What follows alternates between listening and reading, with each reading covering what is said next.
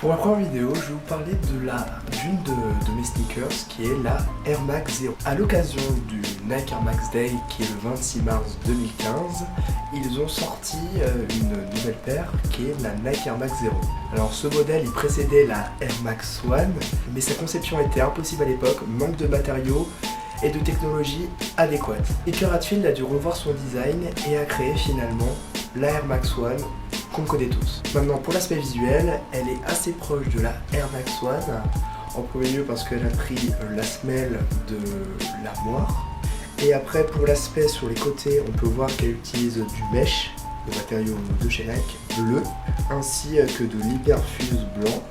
On peut voir un swoosh bleu limite noir et avec des touches de turquoise et de gris sur la semelle. Bon, les miennes elles sont un peu utilisées, elles sont un peu ça dessous. Alors on peut voir que là il y a du turquoise ainsi que du gris, voilà. Et aussi le truc que j'aime bien sur cette paire, c'est qu'il y a le petit Air Max 0 marqué là, avec le petit 0 en forme de signature. Je sais pas si c'est Baker Hatfield qui a fait la signature, mais je la trouve vraiment cool. C'est aussi marqué dans le bas de la chaussure. Alors franchement je trouve que c'est une superbe paire et sincèrement cool. Alors maintenant je vais vous montrer la boîte. La boîte est imposante parce que moi je fais du 46, du 12 US, du coup c'est une assez grosse boîte. Moi je la trouve assez cool avec le gros Air Max 0 dessus, avec le petit dégradé là, c'est assez cool. On peut voir à l'intérieur de la boîte qui a marqué sur l'espèce de papier que j'ai gardé, il y a marqué The One Before the One, avec en revanche la signature de Baker Hatfield. Et en fait c'est justement pour dire que c'est la première, avant la première, vu que la Air Max One, voilà, ben c'est la première, c'est pour ça qu'elle s'appelle 0.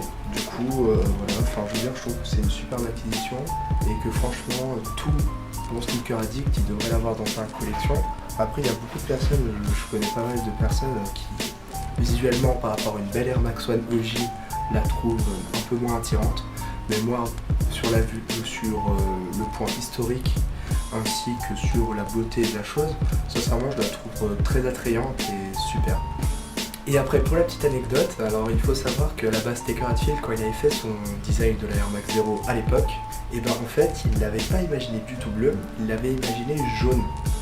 Alors moi je trouve la jaune, il est possible qu'il la ressorte pour peut-être pour le nouveau Nike Air Max Day, du coup le 26 mars prochain, mais je la trouve aussi cool, mais franchement le bleu je la trouve un peu mieux. Bon bah c'est tout pour cet épisode. Alors on se retrouve mardi prochain pour le prochain épisode de mes sneakers. À la prochaine.